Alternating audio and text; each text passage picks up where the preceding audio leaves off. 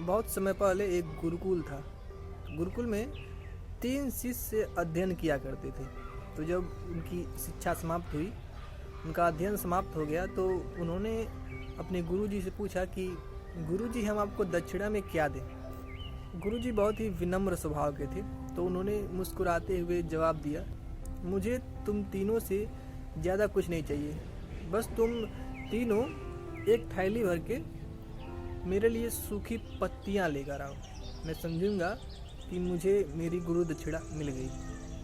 यह सुनते ही तीनों बड़े खुश होते हैं कि एक थैली सूखी पत्तियां लाना कोई बड़ी बात नहीं है, इसे तो हम यूं चुटकियों में कर देंगे। तो तीनों निकल जाते हैं सूखी पत्तियां ढूंढने। तो पास में ही एक जंगल होता है। वे जंगल में जाते हैं और सूखी पत्तियां ढूंढने लगते हैं।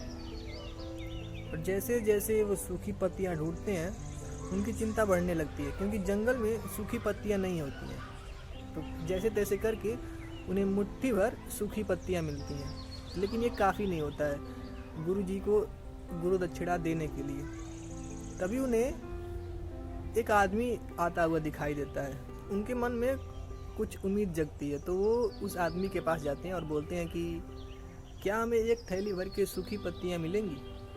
तो वो आदमी कहता है कि मुझे माफ़ करना, मेरे पास सूखी पत्तियां थी, लेकिन मैंने उसे खाना बनाने में लगा दिया, उसे ईंधन के रूप में प्रयोग कर लिया, तो मैं तुम्हें सूखी पत्तियां नहीं दे सकता। तो तीनों काफ़ी निराश हुए, लेकिन उस इंसान ने कहा कि पास में ही एक गांव है, वहाँ पर एक व्यापारी रहता है, उसके पास सूखी पत्तियां होंगी। तीनों पास के गांव में जाते हैं और गांव में जा कर के उस व्यापारी से वो मिलते हैं और व्यापारी से वो सूखी पत्तियों के लिए अनुरोध करते हैं। तो व्यापारी बोलता है कि मुझे माफ़ करना, मैंने सूखी पत्तियों को पत्तल बनाने में उपयोग कर लिया है और पत्तल बना करके मैंने उसे बेच दिया है, तो मेरे पास सूखी पत्तियां नहीं है। लेकिन एक गांव में एक बूढ़ी महिला रहती है जो सूखी पत्तियां तुम्हें दे सकती है। तो तीनों जल्दी से उस बुजुर्ग महिला के पास जाते हैं और जा करके उससे विनती करते हैं कि वो उन्हें सूखी पत्तियां दें। लेकिन वो बुजुर्ग महिला कहती है कि मैं सूखी पत्तियों से औषधियां बनाती हूँ और मेरे पास स्वयं सूखी पत्तियों की कमी है, तो मैं तुम्हें सूखी पत्तियां नहीं दे सकती। तो अब तीनों थक हार गए जब उन्हें मालूम पड़ता है कि सूखी पत्तियां अब कहीं पर भी नहीं मिलने वाली।